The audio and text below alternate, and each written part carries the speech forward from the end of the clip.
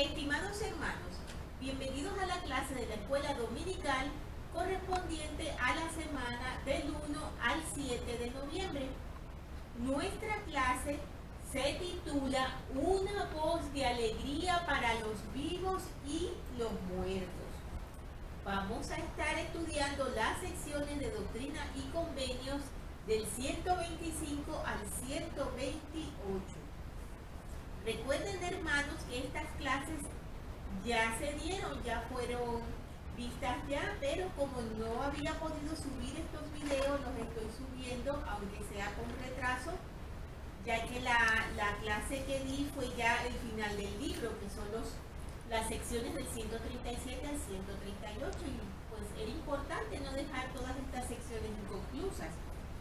Muy bien. Vamos a comenzar entonces con las primeras secciones, la 125 por ejemplo, pero antes, como hacemos siempre, vamos a hablar un poco de la parte histórica de estas secciones. Como recordamos, los santos eran expulsados de Missouri de una forma terrible, sufrían persecuciones, agresiones, humillaciones, incluso hasta se extendió una orden de exterminio contra ellos, por lo cual tuvieron que salir de Missouri. No todos se fueron hacia Illinois, que era donde se estaba yendo la mayoría, buscando asilo y ayuda. Algunos de los santos se fueron hacia Iowa, cerca de Nauvoo. ¿Por qué a Iowa? Porque allí había algunas condiciones que para los santos eran muy beneficiosas. Una de esas condiciones era que el gobierno que en ese momento había en Iowa era un gobierno bueno. El gobernador había conocido a los santos y simpatizaba con ellos. Los líderes que estaban colocados en el gobierno de Iowa eran líderes que estaban respetando la ley y por lo tanto, por decirlo de alguna manera, el marco judicial que estaba rodeando a los santos les era de cierta protección que no tenían en otros estados donde, como por ejemplo Missouri, donde el populacho los atacaba y los agredía impunemente, ya que el gobierno estaba en contra también de los santos. Por eso el estar en Iowa era para ellos un lugar beneficioso donde ellos podían estar más tranquilos. Sin embargo, como muchos de los santos ya se habían instalado en Illinois, cuando los santos se instalaron en Iowa, ellos querían tener una confirmación del Señor de que ellos deberían estar ahí en Iowa. No se conformaban con las cosas lógicas, sino que querían estar seguros de estar cumpliendo con la voluntad del Señor. Y esto es extremadamente importante, hermanos. Muchas veces tenemos tanta evidencia de la lógica de una situación que simplemente damos por sentado que estamos tomando la decisión correcta, ¿verdad? Muchas veces nos pasa y nos olvidamos de algo importantísimo, y es de consultar al Señor. Aunque nosotros pensemos que todo apunta hacia esa decisión, el Señor, que siempre nos anima a ser autosuficientes, a procurar solucionar nuestras dificultades, se siente muy gozoso cuando nosotros acudimos a Él con nuestros planes, cuando nosotros le consultamos lo que queremos hacer. Y entonces Él, con su infinito amor y su misericordia, nos provee de una respuesta para que nosotros podamos confirmar la decisión o el camino que estamos tomando. Pero para eso siempre debemos tener en cuenta al Señor en nuestros planes. Y esa es una lección muy importante que aprendemos en esta sección 125, donde los santos querían saber si ellos debían estar en Iowa. Y esta sección está dedicada a dar respuesta a ello. Tenemos que en el cabecero de la sección nos dice: revelación dada por medio de José Smith, el profeta, en Nauvoo, Illinois, en marzo de 1841, concerniente a los santos del territorio de Iowa, como hemos explicado. ¿Cuál es la voluntad del Señor concerniente a los santos del territorio de Iowa? Y el Señor dice, de cierto así os dice el Señor, si los que llevan mi nombre y están tratando de ser mis santos quieren hacer mi voluntad y guardar mis mandamientos concernientes a ellos, congréguense en los lugares que les señalaré por medio de mi siervo José, y edifiquen ciudades a mi nombre, a fin de que estén preparados para lo que están reservados, para lo que está reservado para una época que está por venir.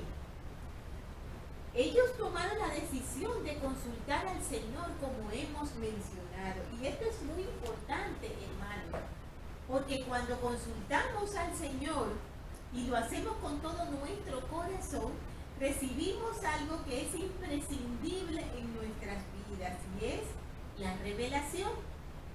El prototipo de la revelación es algo muy sencillo en palabras, pero es realmente algo bien profundo y para muchos muy complicado, porque escuchamos decir muchas veces, es que yo no capto esas respuestas que otros dicen recibir, no capto esos sentimientos.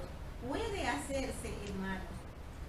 El prototipo para una revelación, como mencioné antes, es sumamente sencillo en palabras. Es una persona con un ferviente deseo, una fe muy grande y un deseo en su corazón de querer hacer la voluntad de nuestro Padre Celestial. Por lo cual, toda esa fe y todo ese ferviente deseo lo derrama en oraciones al Señor para pedir una guía en una decisión que tiene que tomar, en un camino al que se tiene que dirigir, en algo que tiene que hacer. Y por supuesto, el Señor responde a cada uno de sus hijos cuando diligentemente y con rectitud le busca. Tenemos aquí un comentario que me ha gustado mucho, que dice: el Señor responde a las debidas peticiones. Pedid y se os dará, buscad y hallaréis, llamad y se os abrirá. Nos dicen en Mateo 7:7, llamad y se os abrirá, buscad y encontraréis. Si no buscamos y no nos dirigimos al Señor, por supuesto que no vamos a encontrar. El Señor explicó que quienes permanecen en las tinieblas se encuentran en ese estado porque no consultan ni piden al Señor, o porque le piden impropiamente algo que no es bueno. Tal como lo explicó Santiago, no tenéis lo que deseáis porque no pedís.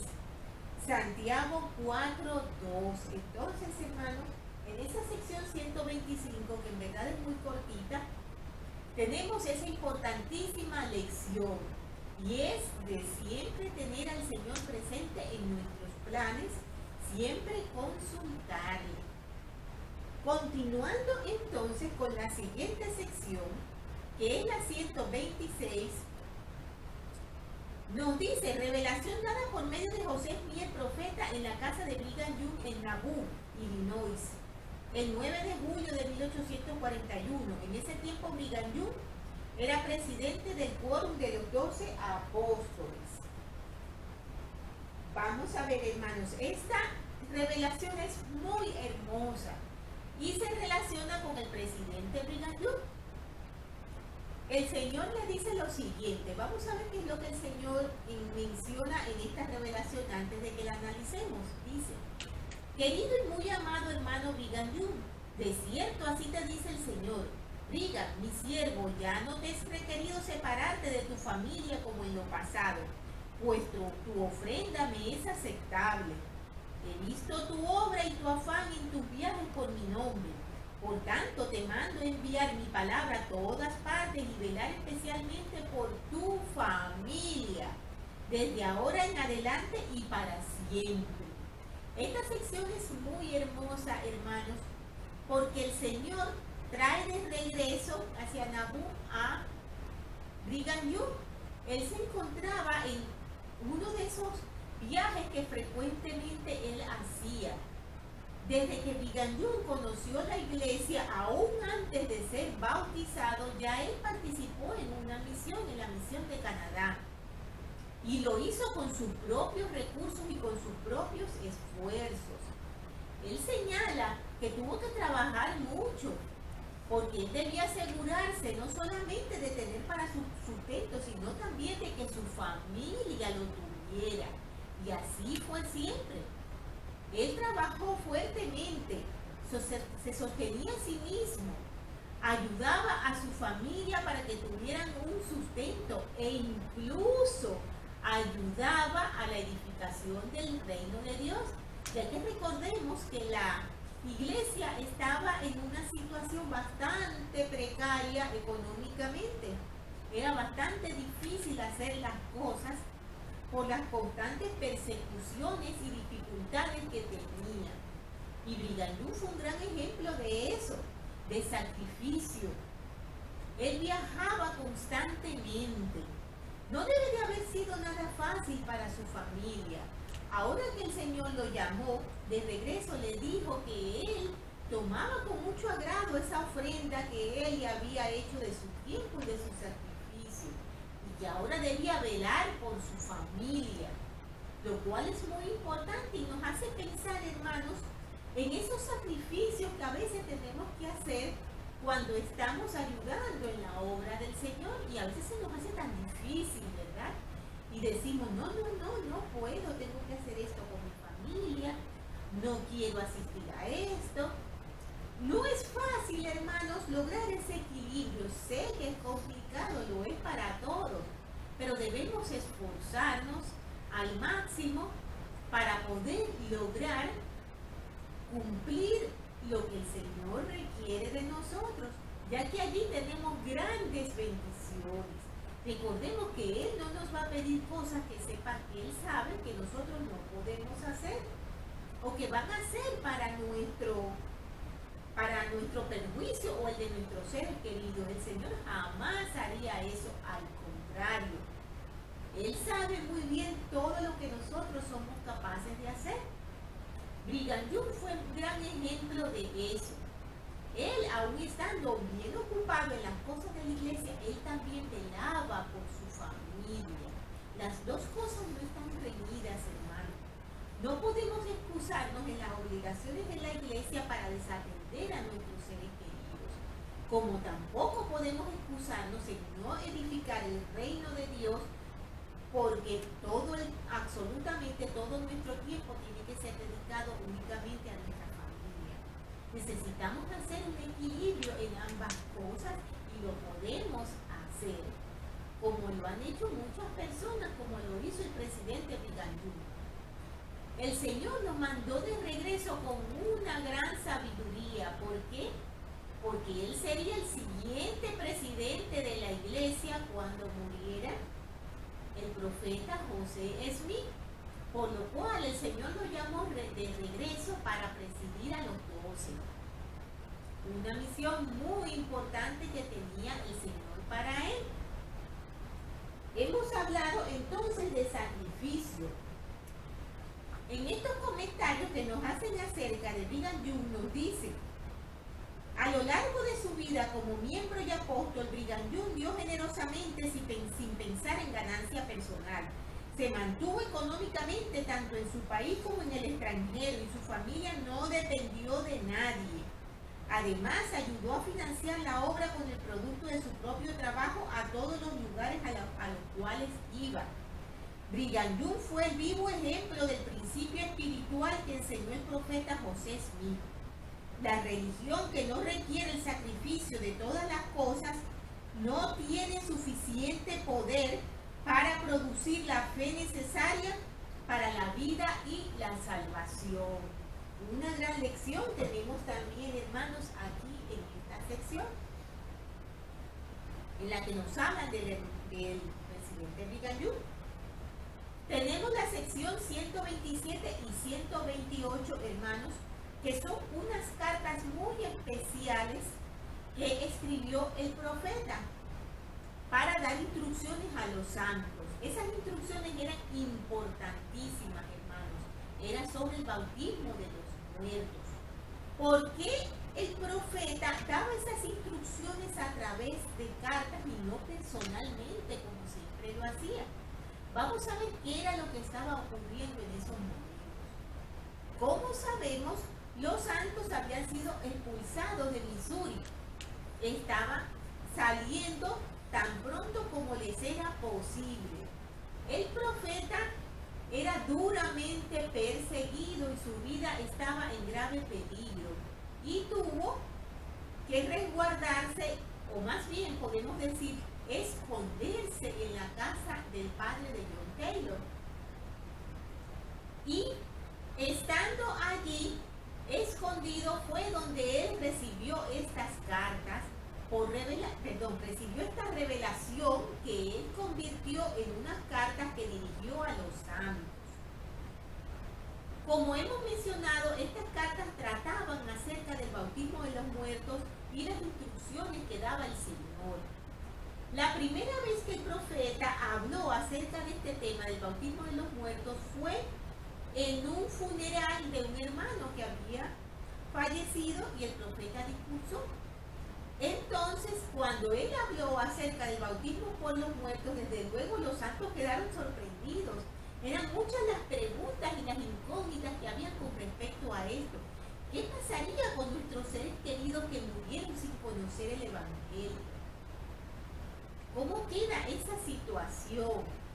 Cuando los santos escucharon hablar al profeta acerca de ello, sintieron un gozo inmenso y comenzaron a hacer bautismo por los muertos en el río Mississippi.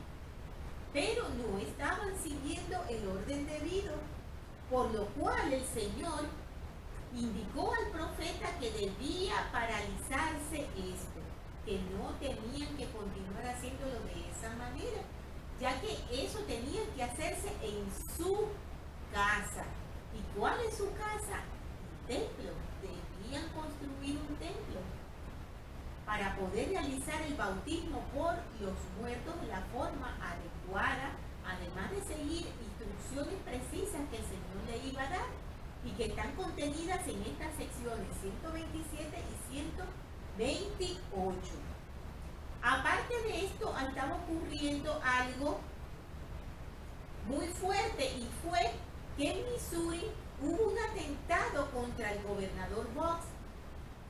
No lo mataron, pero se dio la situación de que fue herido.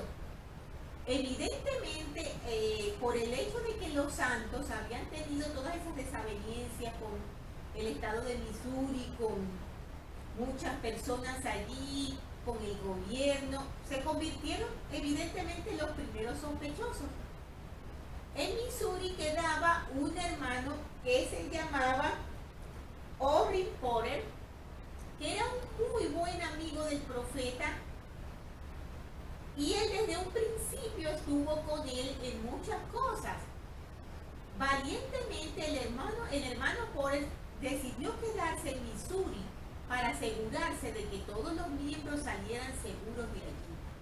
El hermano Porter tenía una habilidad muy especial con las armas de fuego y pues se caracterizaba por ser un hombre muy fuerte, por lo cual la acusación del atentado contra el gobernador fue en contra del hermano Porter, poniendo también al profeta José Smith como cómplice de ese atentado. El objetivo era sobre todo llevar de nuevo al profeta al peligro para poder entregarlo al populacho, pero el profeta se quedó escondido en la casa del padre de John Taylor, como mencionamos. Y allí recibió estas importantes revelaciones del Señor que las plasmó en estas dos cartas que hemos mencionado. El hermano Orrin Porter estuvo varios meses en prisión, creo que fue un total de 9 meses. Finalmente no pudieron probarle nada y tuvieron que ponerlo en libertad. En una oportunidad leí algo con respecto a esta persona que me hizo un poquito de gracia. Realmente ignoro si es absolutamente cierto, pero al parecer tan grandes eran sus habilidades con las armas de fuego que cuando él fue interrogado con respecto a lo que había pasado con el gobernador, él preguntó, ¿el gobernador está muerto? Y le dijeron, no, solo está herido. Y él respondió, entonces no he sido yo, porque si yo le hubiese disparado, él ahora estaría muerto. Realmente este señor era todo un personaje, no podemos hablar mucho de él ahora porque tenemos otras cosas que tratar. Pero él ayudó mucho al profeta José Smith, a pesar de que él tuvo sus fallos también en cuanto a conducta y cosas que, como todas las personas, no tenía que hacer, pero él estuvo con el profeta durante mucho tiempo y lo ayudó bastante. Continuando entonces, vamos a leer algunos de los versículos de la sección 127 para que comencemos. En el cabecero de la sección nos dice, epístola de José Smith el profeta, los santos de los últimos días de Nauvoo, Illinois, la cual contiene instrucciones en cuanto al bautismo por los muertos, fechada en Nauvoo, Illinois, el 1 de septiembre de 1842. Es muy bonita, hermanos, estas cartas, ambas cartas.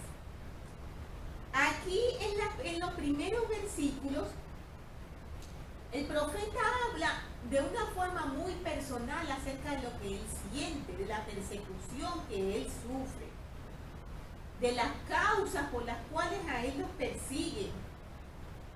Él menciona que en el versículo 2 específicamente, que en cuanto a los peligros por los que se me requiere pasar, me parece cosa pequeña, ya que la envidia y la ira del hombre han sido mi suerte común en todos los días de mi vida. Él evidentemente se sentía agobiado por todas esas persecuciones, pero al mismo tiempo sentía un gran gozo, porque él sabía que estaba en la verdad. Él sabía muy bien que lo suyo era una misión muy especial que el Señor le había encargado y no tenía ninguna duda sobre ello.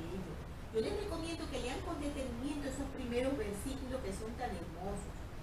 Y en el versículo 3 dice, regocíjense pues todos los santos y alégrense en gran manera, porque el Dios de Israel es su Dios y Él señalará una justa medida de retribución sobre la cabeza de todos sus opresores. Y en el 4 nos dice, además, de cierto así dice el Señor, continúese sin cesar la obra de mi templo, así como todas las obras que os he señalado, y redóblense vuestra diligencia, perseverancia, paciencia y obras, y de ningún modo perderéis vuestro galardón, dice el Señor de las huestes. Y si os persiguen, así persiguieron a los profetas y a los hombres justos que fueron antes de vosotros. Para todo esto hay una recompensa en los cielos. Ellos tenían que construir el templo, pero nosotros podemos pensar, pero ¿y para qué tanto esfuerzo en construir el templo de Nauvoo si sabemos que la historia nos indica que ellos tenían que irse y también dejar abandonado una edificación que iba a requerir tantísimo sacrificio? Bueno, la explicación para ello es que en el templo de Nauvoo se iban a hacer cosas importantísimas y esenciales para la preparación de los santos, para todas esas dificultades que estaban aún por venir. Ellos iban a ser investidos de una gran fortaleza en el templo de Nauvoo. Tenemos que en 1842 empezaba, tanto para el profeta como para los miembros de la iglesia, una etapa de persecución, que, como decimos, bien podían haber dejado de trabajar en el templo, pero no lo hicieron. Incluso el templo de Nauvoo fue terminado aún después de que ya habían tomado la determinación de marcharse de Nauvoo. Pero como mencionamos, allí iban a recibir una gran fortaleza y era importantísimo que se construyera. Incluso se comenzaron a hacer bautismos por los muertos en las partes del templo en las que ya se podía trabajar. Y era esencial que fuera construido porque hasta 31 años después no se iba a volver a dedicar otro templo al Señor. He allí la explicación.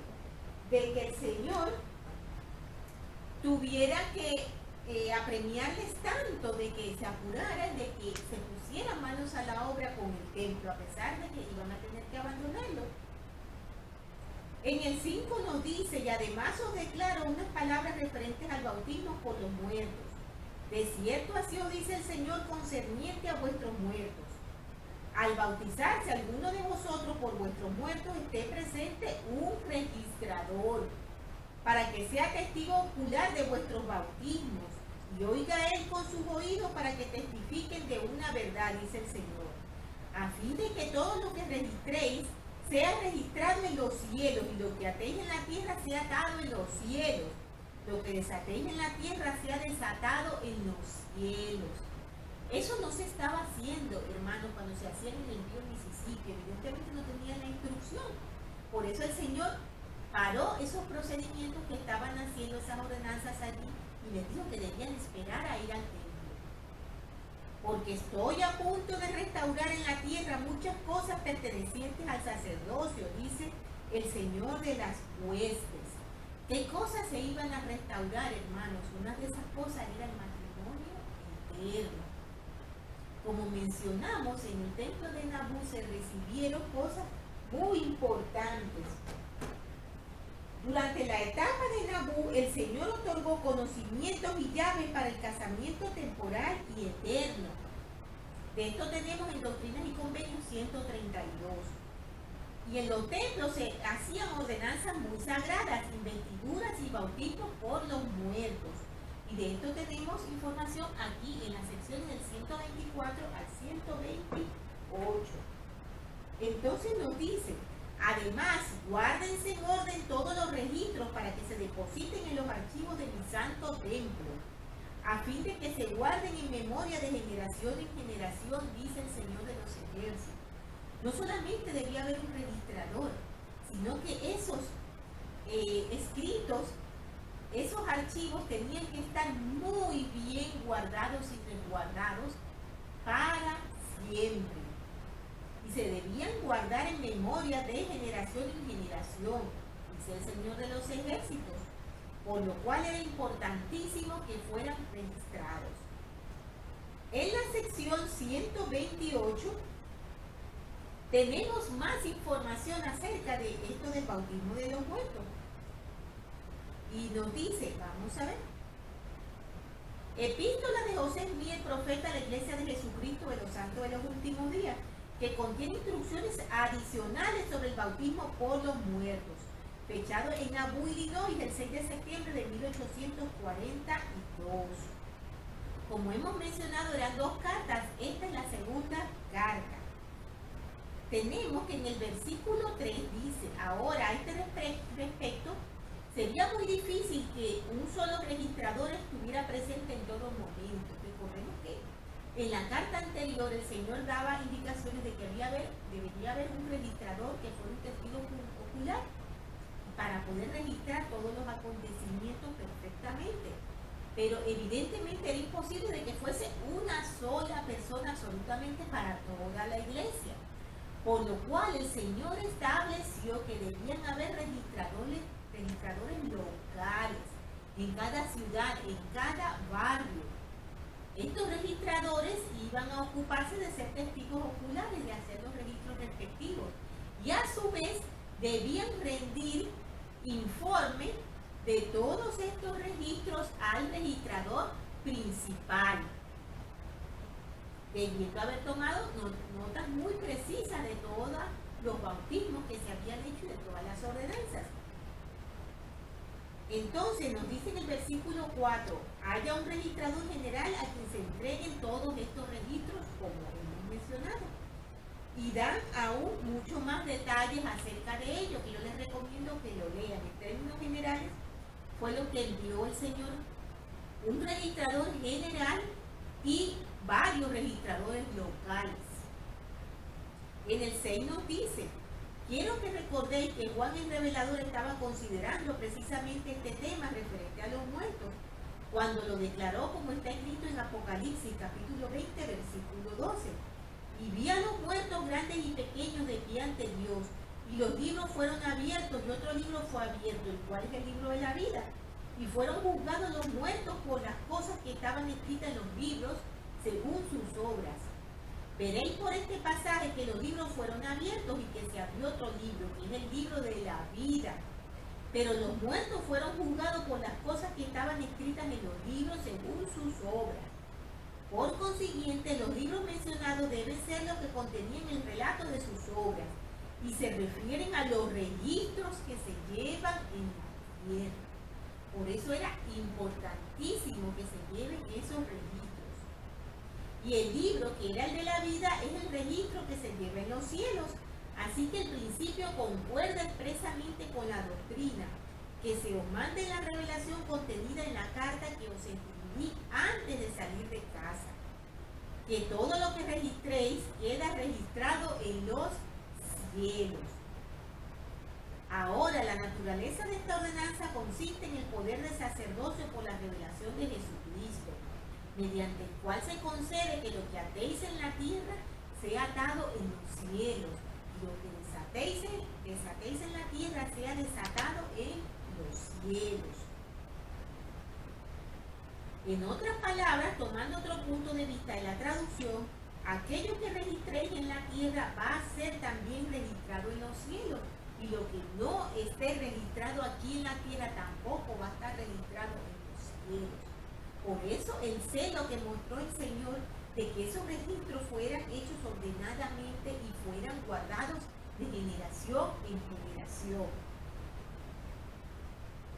Tenemos que continúan dándonos instrucciones y nos hablan del capítulo 16, los versículos de Mateo y los versículos 18 y 19, que dice: mas yo también te digo que tú eres Pedro y sobre esta roca edificaré mi iglesia.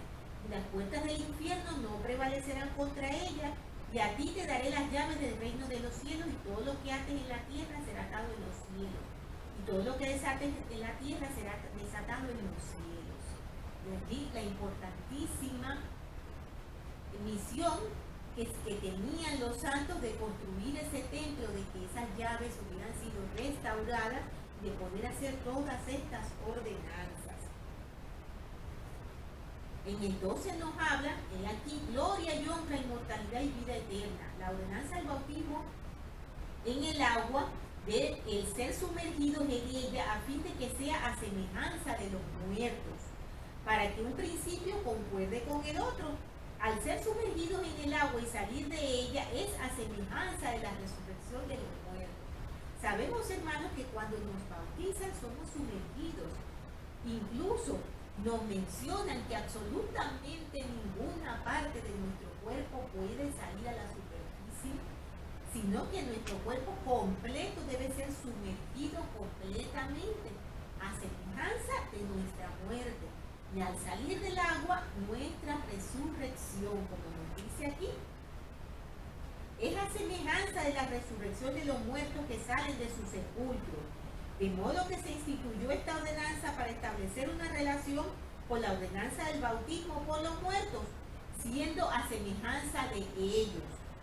Por consiguiente, se instituyó la pila bautismal como una semejanza del sepulcro, y se mandó a colocar debajo del lugar donde los vivos suelen congregarse, para representar a los vivos y a los muertos, y para que todas las cosas tengan su semejanza, y para que concuerden unas con otras en lo terrenal correspondiente a lo celestial, como lo ha declarado Pablo en 1 de Corintios, versículo 15.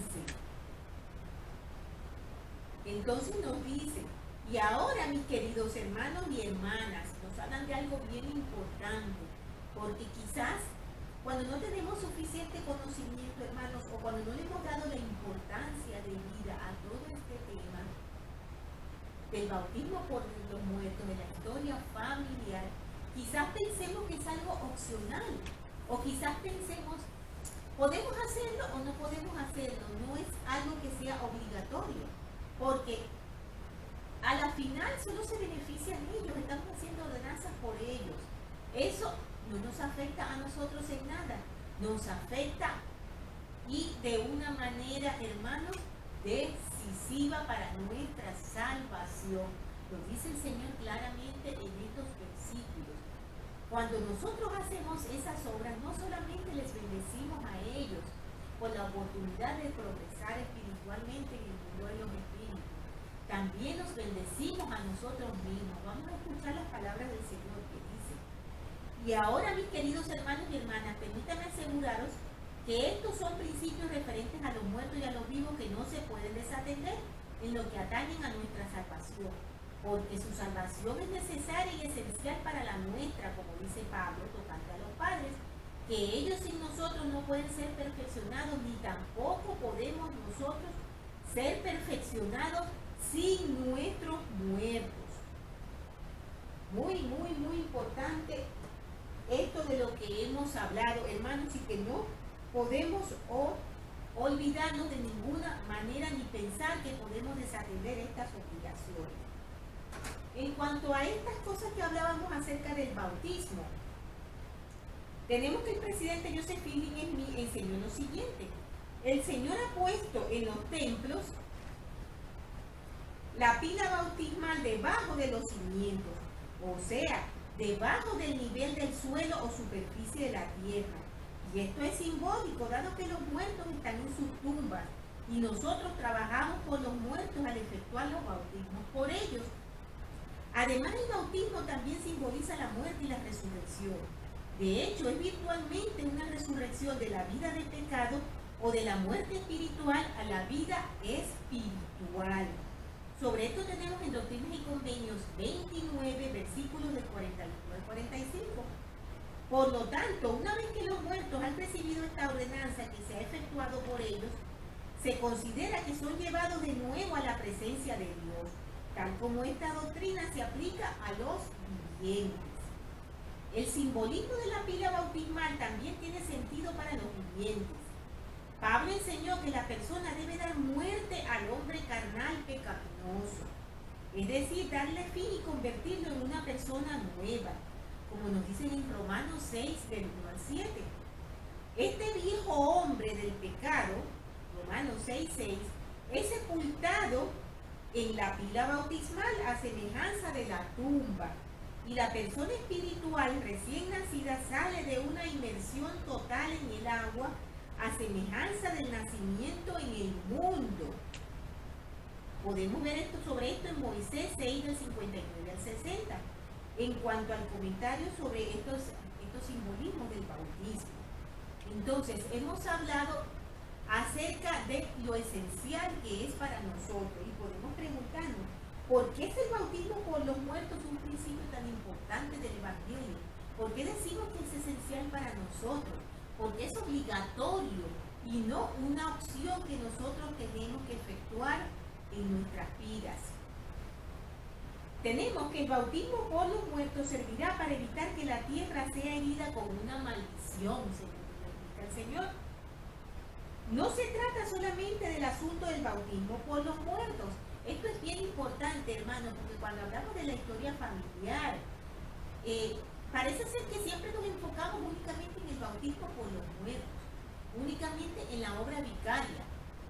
Recordemos, hermanos, que todos esos eslabones de generaciones no solamente se extienden de nosotros hacia atrás, refiriéndose a nuestros antepasados. Esas generaciones también se extienden hacia adelante de nosotros en referencias a nuestra posteridad. Así como hay muchos antepasados que nosotros no conocemos, también en nuestra posteridad, quizás nuestros bisnietos, nuestros tataranietos, no los lleguemos a conocer, pero ellos están unidos a nosotros a través de todas esas ordenanzas esenciales que hacemos en el templo de sellamiento y que es nuestra responsabilidad hacer para ir uniendo los eslabones de nuestra familia. Y esto también es esencial porque, como nos dice aquí, para que la tierra no sea herida con una maldición, esos eslabones del pasado, el presente que somos nosotros y nuestra posteridad deben estar completamente unidos. No se trata solamente del asunto del bautismo por los muertos, sino también del sellamiento de los padres y de los hijos a los padres, de forma que hubiera una unión perfecta y completa, y un eslabonamiento de todas las dispensaciones, llaves, poderes y gloria desde el principio hasta el fin del tiempo. Si este poder de sellar no estuviera en la tierra, entonces reinaría la confusión y el desorden, ocuparía el lugar del orden del día en que el Señor venga. Naturalmente esto no puede ser, pues todas las cosas son gobernadas y controladas por una ley perfecta en el reino de Dios. ¿Por qué sería consumida la tierra en una maldición, como hemos mencionado? Sencillamente porque si no hubiera un eslabón entre los padres y los hijos, el cual es la obra por los muertos, entonces todos quedaríamos rechazados y toda la obra de Dios fracasaría y quedaría en la nada. Tal condición, por supuesto, no puede ser. Recordemos, hermanos, ese principio que nosotros hemos oído muchas veces y que es tan importante, que la salvación es individual, hermanos, pero la exaltación es familiar. Seremos exaltados en familia. Y es importante que nosotros trabajemos con nuestros seres queridos en lograr esto con gran esfuerzo y diligencia. Podemos pensar quizás, es difícil, no podemos hacerlo. Algunos de nuestros hijos se niegan, mi esposo se niega, mi esposa no quiere aceptar la iglesia, mis nietos se han desprendido de la iglesia. Pueden ocurrir tantas cosas que son tristes y nos llevan a sentir que no vamos a poder hacer lo que tenemos que hacer o que hemos fracasado. Hermanos, mientras nos esforcemos con diligencia, el Señor toma como ofrenda nuestro esfuerzo y sabe que hemos hecho todo lo que hemos podido por cumplir con sus mandamientos y por unir todos esos eslabones. Cuando ya nosotros no podamos más, hermanos, el Señor nos va a ayudar y todas esas bendiciones que nosotros logramos con nuestro esfuerzo son bendiciones que también llegan a nuestros seres queridos, hermanos, por lo cual no podemos bajar nuestros brazos, por lo cual no podemos cerrar nuestras bocas y negarnos a continuar ayudando a nuestros seres queridos y continuar amonestándoles con amor y dándoles nuestro ejemplo de rectitud y de perseverancia hasta el fin de nuestras vidas, hermanos, porque esto es esencial. Hay un versículo muy hermoso en el 22 donde el profeta nos dice: hermanos, no hemos de seguir adelante en una causa tan grande, avanzar en vez de retroceder. Valor, hermanos, e id adelante, adelante a la victoria. Regocíjense vuestros corazones y llenaos de alegría. Prorrumpa la tierra en canto, alcen los muertos signos de alabanza eterna al Rey Emmanuel, que antes de existir el mundo decretó lo que nos habilitaría para redimirnos de su prisión, porque los presos quedarán libres de la prisión espiritual, hermanos. Es una obra maravillosa. Por eso este precioso título de nuestra clase: una voz de alegría para los vivos y los muertos, porque no solamente es la esperanza de ellos de salir de esa prisión espiritual y poder progresar, es nuestra esperanza de unirnos con ellos y formar todos esos eslabones con nuestra familia por la eternidad. Hermanos, yo sé sin ninguna duda que esta es la iglesia verdadera y sé sin ninguna duda que el bautismo por los muertos es un principio esencial para nuestra salvación y absolutamente verdadero, así como lo es en general la historia familiar, importante y esencial para nuestras vidas, recordando siempre el principio de que ellos no pueden ser perfeccionados sin nosotros, ni tampoco nosotros sin ellos, que están esperando por nosotros, hermanos. Nunca lo olvidemos. No nos olvidemos de nuestros antepasados, no nos olvidemos de nuestra posteridad y comencemos a unir con fuerza esos eslabones. Sé sin ninguna duda, hermanos, que José Smith es nuestro profeta de la restauración del Evangelio. Sé que su misión es divina. no me cabe ninguna duda, hermanos, y sé que mi Salvador vive, que nuestro Padre Celestial vive y nos ama, y nos están esperando con los brazos abiertos y con gran amor. Nos esperan a nosotros y nos esperan junto con todos nuestros seres queridos para obtener ese gozo eterno de una felicidad que realmente ni siquiera podemos imaginarnos. Y todas estas cosas con mucho amor y humildad dejo en el sagrado nombre de Jesucristo. Amén. La siguiente clase, hermanos, que estaremos tratando es los versículos del 129, perdón, las secciones del 129 al 132 de Doctrina y Convenios. Y se titula Cuando recibimos una bendición de Dios es porque hemos obedecido. Que tengan, hermanos, una estupenda semana.